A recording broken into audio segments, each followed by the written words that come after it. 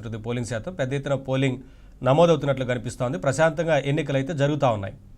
మరి గతంలో కంపేర్ చేస్తే పులివెందుల్లో ఏ ఎన్నికలు జరిగినా సరే అంటే ఈ స్థానిక సంస్థల ఎన్నికలకు సంబంధించి అయితే ముఖ్యంగా అసలు ఎవరిని కూడా నామినేషన్ వేయడానికి కూడా ముందుకు రానిచ్చేవారు కాదు. ఏకగ్రీవం చేసుకోవడానికి ఎక్కువగా ప్రయత్నాలు చేసేవారు. గతంలో చాలా ప్రాంతాల్లో ఎన్నికలు జరిగిన సందర్భంలో అసలు నామినేషన్ ఏ ఇతర పార్టీ కూడా నామినేషన్ వేసే అవకాశం లేకుండా ఆ పత్రాలను కూడా తీసుకొని వెళ్ళిపోయి బెదిరింపులకు దిగి పెద్ద ఎత్తున చంపేస్తామంటూ కూడా బెదిరింపులకు దిగి ఆ రోజున నామినేషన్ వేయకుండా చేసిన పరిస్థితులు ఎన్నో సందర్భాల్లో ఎన్నో స్థానిక సంస్థల ఎన్నికల్లో ఉన్నాయి. పులివెందుల్లో కావచ్చు, ఇతర ప్రాంతాల్లో కూడా చాలా చోట్ల వైసీపీ అధికారంలో ఉన్నప్పుడు జరిగాయి. వైసీపీ అధికారంలో లేనప్పుడు కూడా పులివెందుల ఎన్నికలకు సంబంధించి మాత్రం పర్టికులర్గా అక్కడ ఎవరిని కూడా నామినేషన్ వేయనిచ్చే పరిస్థితి ఉండేది కాదు. భయపడేవారు కూడా. అలా చేసేవారు.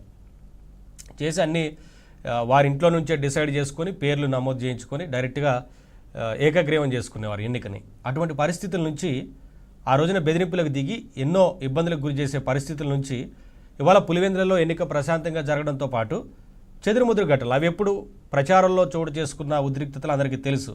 అవి కావాలనే రెచ్చగొట్టే ప్రయత్నం చేశారు. పెద్ద ఎత్తున వైసీపీ నేతల్ని అంటే వారి రాష్ట్ర స్థాయి నేతల్లో కూడా ఒక జెడ్పీటీసీ ఎన్నికల కోసం అక్కడ దించి ప్రచారం చేయించి అక్కడ పెద్ద ఎత్తున ఉద్రిక్త వాతావరణం కల్పించేలాగా చేశారు. ఎందుకంటే ఆ భయం పట్టుకుందనేది కనిపిస్తూ ఉందనేది ఇప్పటివరకు టీడీపీ చెప్తున్న మాట.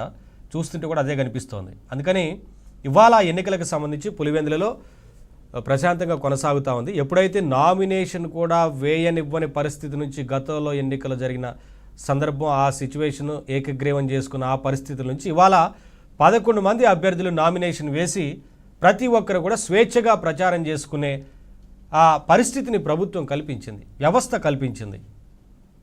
అంత ఫ్రీడమ్ అనేది ఏర్పడింది అనేది కనిపిస్తోంది కూటమి ప్రభుత్వంలో. ఎందుకంటే వాళ్ళ 11 మంది నామినేషన్ వేసి ప్రశాంత వాతావరణంలో వారందరూ కూడా ఎన్నికలు ముగించేలాగా ప్రభుత్వం ఆ వ్యవస్థను అలా క్రియేట్ చేసి వాళ్ళ ప్రశాంత వాతావరణాన్ని తీసుకొచ్చింది.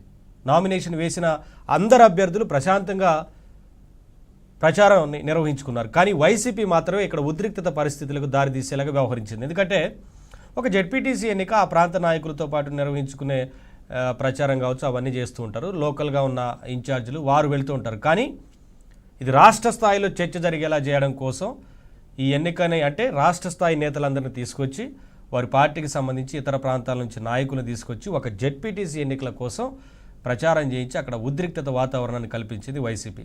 అయినప్పటికీ ఇతర పార్టీలు సమయంను పాటిస్తూ అన్ని పార్టీలకు సంబంధించిన అభ్యర్థులతో పాటు ఇండిపెండెంట్లు కూడా నామినేషన్ వేసి ప్రచార పర్వాన్ని ముగించి ఇవాళ ప్రస్తుతం ఎన్నికైతే కొనసాగుతూ ఉంది. ప్రశాంత వాతావరణంలో కొనసాగుతూ ఉంది. ఇప్పటివరకు పెద్ద ఎత్తున పోలింగ్ శాతం కూడా నమోదైంది. అందరూ కూడా ఆ ప్రాంత ప్రజలు సంతోషాన్ని వ్యక్తం చేస్తున్న సందర్భం కనిపిస్తూ ఉంది. ఎందుకంటే ఇటువంటి వాతావరణంలో ఓటు వేయడం చాలా ఆనందం కలిగిస్తుందంటూ ఓటర్లు కూడా ముందుకు వచ్చి చెప్తున్న పరిస్థితి కనిపిస్తూ ఉంది. ఇలా చాలా అంశాలకు సంబంధించి ఉన్నాయి. వీటన్నిటికి సంబంధించి వాటి డిబేట్లో మాట్లాడదాం. డిబేట్లో పాల్గొంటున్నారు కనపర్తి శ్రీనివాస్ గారు, టీడీపీ అధికార ప్రతినిధి, అలాగే ముప్పాల సుబ్బారావు గారు, సీనియర్ అడ్వకేటు, రాజకీయ సామాజిక విశ్లేషకులు, అలాగే రజనీ గారు అడ్వకేటు, జనసేన అధికార ప్రతినిధి. అందరికీ నమస్కారం అండి, వెల్కమ్. ముందుగా సార్ శ్రీనివాస్ గారు మీతో ప్రారంభిస్తాను. అంటే నేను లిక్కర్ స్కాము ఆ ఛార్జ్ షీట్ వ్యవహారం గురించి అదంతా మాట్లాడదాం. అంతకన్నా ముందు ఒకసారి పులివెందుల ఎన్నిక ఈ వ్యవహారం గురించి ఒకసారి డిస్కస్ చేసి ఆ విషయంలోకి వెళ్దాం. పులివెందులలో గతంలో ఎప్పుడు కూడా ప్రశాంత వాతావరణంలో ఎన్నిక జరిగిన పరిస్థితులు ఉన్నాయా?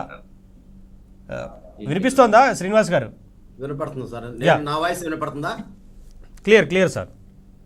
Okay sir. అంటే గతంలో పులివెందుల ఎన్నికకు సంబంధించి అంటే స్థానిక సంస్థల ఎన్నికలు అయితేనేమో అసలు నామినేషన్ వేయాలంటే కూడా ఇబ్బందులకు గురి చేసే సిచ్యువేషన్, బెదిరింపులు దిగేవారు, ఆ పత్రాలను లాక్కునేవారు, చాలా